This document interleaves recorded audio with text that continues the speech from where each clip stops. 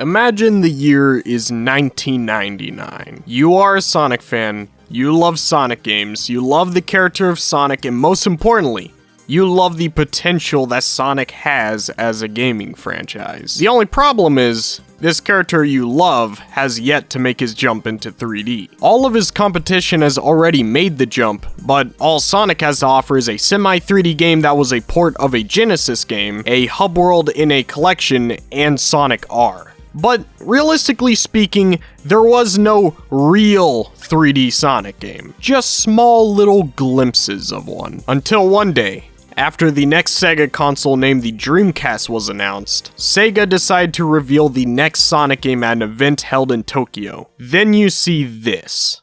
You see a new lanky Sonic with green eyes in a modern-day realistic city setting. At this point, the short Sonic with brown eyes that you once knew was gone, and it was replaced by a vastly different interpretation of the franchise. And ever since that point, we have never gotten a 3D classic Sonic game. The world, the art style, the characters have all been replaced by what we know as today as modern Sonic for what seems like the presumable future. When the franchise took that shift in direction, you either fell into one of three groups. Group A, you sucked it up and got over the change in design and art style. Group B, you never accepted it and proceeded to complain about green eyes for the next 20 years. Or Group C, you were growing up with modern Sonic, thus causing you to not give a shit. Personally, I'm a part of Group C. I grew up with modern Sonic and I didn't really care that he had green eyes. In fact, I very much preferred his newer design. But don't get twisted, just because I am a fan of modern Sonic does not mean that I do not like classic Sonic. I still grew up with Sonic Mega Collection. I remember seeing the Sonic CD intro and thinking it was so cool that I started harassing my parents to buy me Sonic Gems collection. I loved the classic Sonic games. Hell, I was so interested in this side of the franchise that I even liked the classic Sonic spin-offs.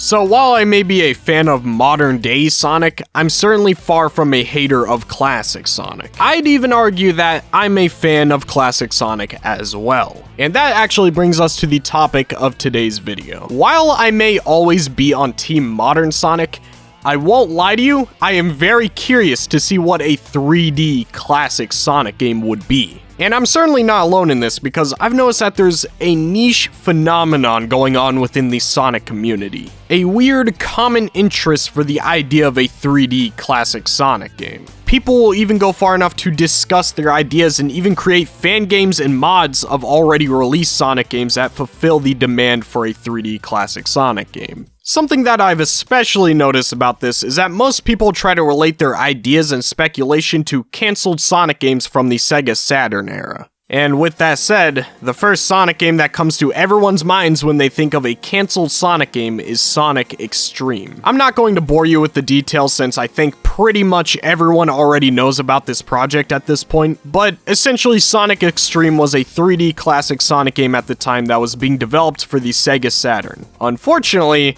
the game faced many development struggles, most notably being internal drama. Apparently, the game used the engine from another SEGA IP, Nights into Dreams, and the creator of said engine, Yuji Naka, was not happy about that. The project was cancelled shortly after. I will say though, this was probably a blessing in disguise because as Yuji Naka himself had described it, Saturn was designed to be the most powerful 2D hardware, so 3D was very difficult. And I actually believe Yuji Naka in this statement because the SEGA Saturn was much weaker than the competition's consoles. And to add insult to injury, Sonic Extreme had this disgusting fisheye lens-style camera system that did not look good at all. Not to even mention that the one other fully original 3D Sonic game at the time had the worst draw distance I think I've ever seen in a video game. It was clear that the Saturn couldn't handle a fully fledged 3D Sonic game without the game's quality suffering in the process.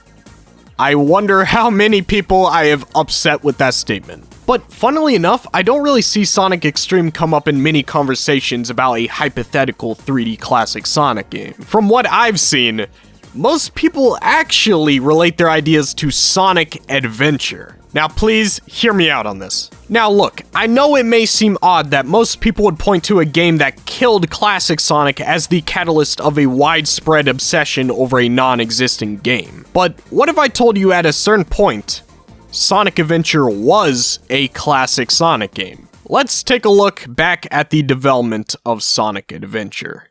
After the failure of Sonic Extreme, Sonic Adventure's development began. However, at first, they were initially developing Sonic Adventure as a SEGA Saturn game since it was the latest SEGA console at the time. This caused the following concept art to be created. As you can see here, it depicts the Sonic Jam model in a few different environments that are more reminiscent of the classic Sonic art style.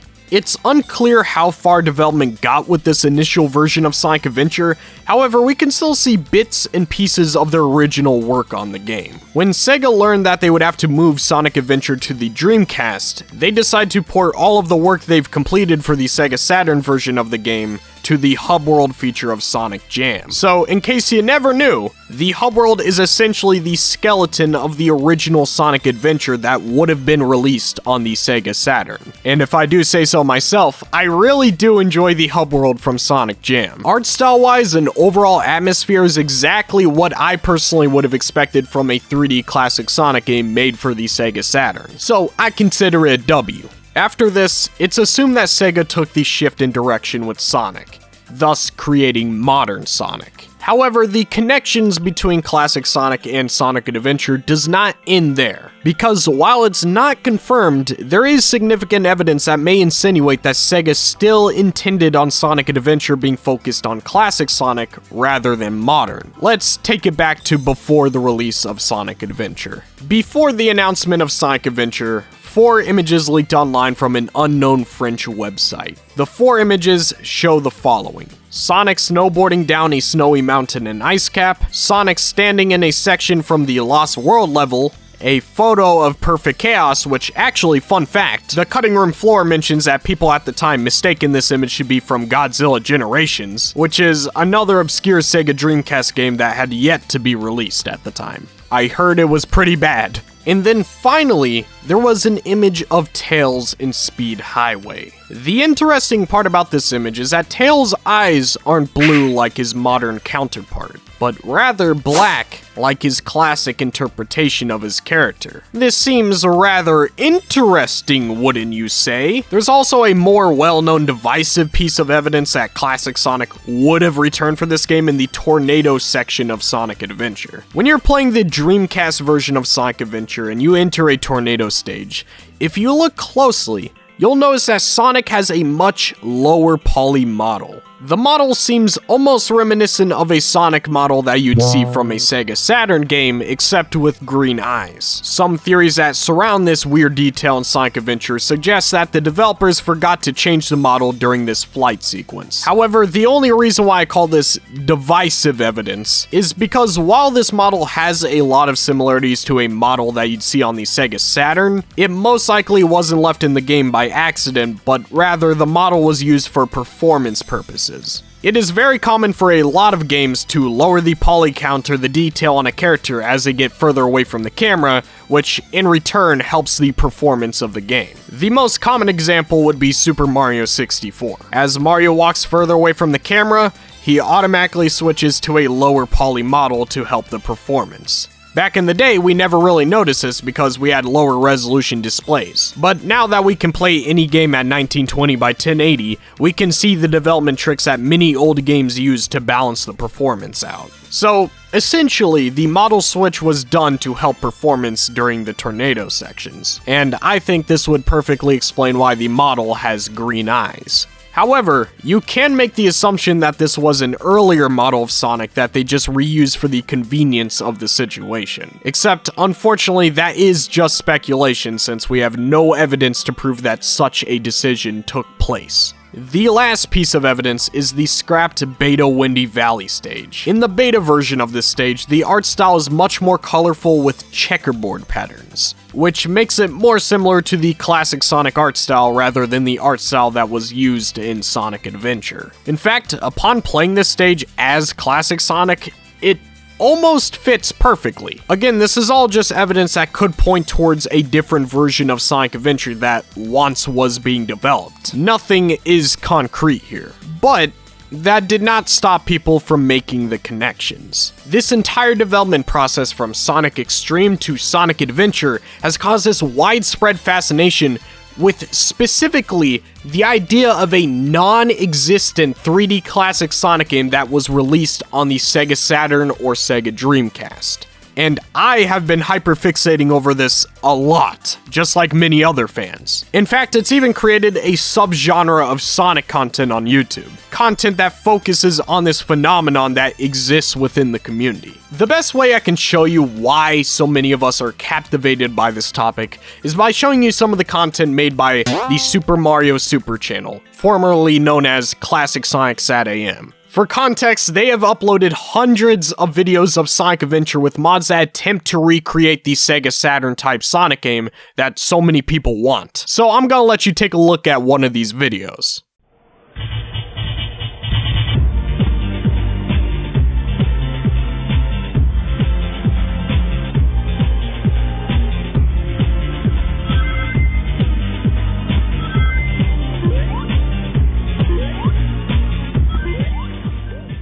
I don't know what is so interesting about this. Maybe it's the old Sega Saturn Sonic jump sound effects, maybe it's the lower poly model, maybe it's the old VHS filter that they applied to the video, I don't know. But it feels like I'm watching something great that could have been. Again, I am Team Modern Sonic, but I also really like this atmosphere and feeling of a Sonic game. There's just something so appealing about classic Sonic's simple but colorful and endless world. And in many aspects, it's also nostalgic for me because I remember playing Sonic R and Sonic the Fighters and loving the atmosphere and setting of those games. Both games felt like a Sonic interpretation of the old 90s Dragon Ball anime. That shit is cool. It's so cool that I've seen so many of these videos, downloaded so many mods for Sonic Adventure, and played quite a few fan games of Sega Saturn styled Sonic games. I'm very interested in this, if you couldn't tell, and I'm not the only one. But at some point, you do have to look at the situation from an unbiased perspective and ask, would I really enjoy a game like this? Because when it comes to this rabbit hole of a hyperfixation, you begin to realize that while a lot of these mods and fan games are cool, a lot of them bank on you having nostalgia for something that you've never even played. So, can I really say that a Sega Saturn styled Sonic game would be cool? Why yes, actually, introducing Sonic Robo Blast 2. Now, for clarification, this game could never run on a Sega Saturn without losing some of its quality. I mean, look at it. It's too fast, it's got too many things going on, ain't no way this thing is running on that thing. But the feeling of a Sega Saturn game is present here. It's classic Sonic. It has the colorful and interesting zones, amazing music. It feels like something that would be released in the 90s. Oh yeah, this game is great. I don't talk about it much on this channel because I want to save it for when I start talking about Sonic fan games, but Sonic Robo Blast 2 is a kick-ass platformer. I'll go more into detail on a later date, but overall it's a complete 3D classic Sonic game from beginning to end, and it lives up to that title. Oh, so does it live up to that title. I can accept that we're never gonna get a 3D classic Sonic game in the modern day because I have my 3D classic Sonic game right here, but I don't speak for everyone. I know that not everyone likes Sonic Robo Blast 2, and I know that some people still, to this day, in 2023, still hate modern Sonic. So the next question to be asked here is, what if you did want a modern day 3D classic Sonic game? Well, unfortunately, you're kind of screwed there. Judging from where the franchise has been at for the past 20 years, we have no chance of going back to a 3D classic Sonic game. I would not bet money on that. We did come close though, once. There are some theories that Sonic Lost World may have started as a 3D classic Sonic spin-off. And surprisingly, there is some evidence to support it. If you check out the Sonic Lost World concept art, most of it has modern Sonic depicted. However, two pieces of art show otherwise. There's one concept art piece of Sonic standing next to some ruins or something, and he seems to have a lighter shade of blue with black eyes instead of green eyes. Quite suspicious, eh? Then if you check out the concept art for the beach zone, you'll see it right in front of you. Classic Sonic being used in the concept art. If you pair that with the game having a colorful art style with the return of the checkerboard patterns, as well as the extra emphasis the game places on saving animals from animal capsules, it starts to make a little more sense. It's possible that Sega wanted to create a spin-off 3D classic Sonic game after the success of Sonic Generations. And if that was the case, thank God they switched to modern Sonic, because judging from this art style, they did not understand classic Sonic one bit. The classic Sonic art style is colorful and friendly, yes, but this is too friendly, and the level design is not classic Sonic level design. So while it is possible that this could have been a classic Sonic game, it's also entirely possible that this was a modern Sonic game from the beginning and Sega just randomly decided to use classic Sonic in the concept art for no reason at all. It wouldn't be the first time that Sega makes a weird decision that makes no sense at all. Maybe they just wanted to use classic Sonic in the concept art. I don't know, man. Maybe we're just reaching too far with these two pieces of artwork. Either way, whether Sonic Lost World was supposed to have classic Sonic or not, that doesn't change the fact that A, that would have been trash, and B, we are never getting a modern-day 3D classic Sonic game. We're going to have to rely on fan games. After all, I did hear that the Great Lang was still developing Sonic Utopia. Yeah, you remember the Sonic Utopia early demo that was released in 2016 that was pretty cool? It's still in development. Personally, I really like the game's framework, so I'm curious to see what it would become if it was ever finished. That game has a ton of potential, and I think it would satisfy most people's needs for a 3D classic Sonic game. And unfortunately, I think the Great Lang's project of Sonic Utopia is the best bet anyone really has at getting a modern-day classic Sonic game. Except, I don't think it's necessarily a bad thing. Like, it can be truly beautiful when Sonic fans all come together to work on a massive project for the community. It may take a very long time, but it'll be cool in the end. Trust me.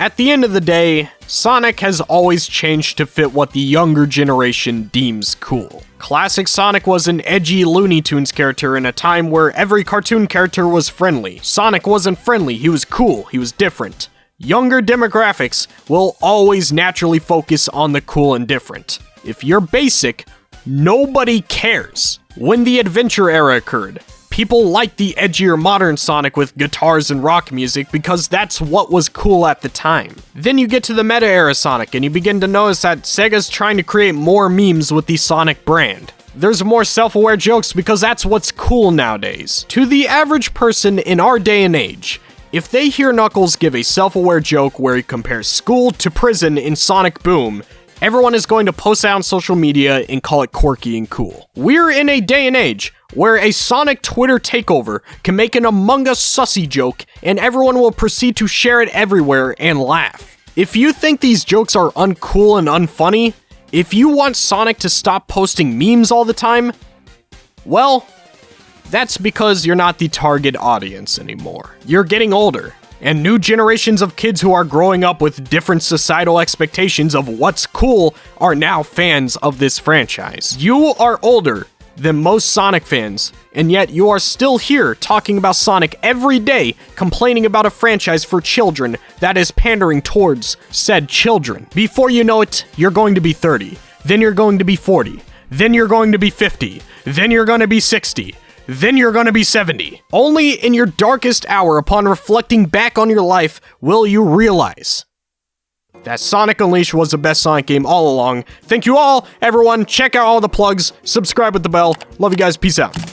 My channel members are Snicks, Dough Cream, Sonic Command 715, Sonic Pip, 3 Monic, JNextV, V, Archer XYZ, Snack Pigeon, Bananas, Junion Ring, Sonic Hub, Chip Chop Chop, The Squeaker Nerd, Super Shax Boom, Sonic Extreme, and Super Saiyan Sonic. Thank you all for supporting the channel. Make sure to click one of the in-card screen videos here. Love you guys. Peace out.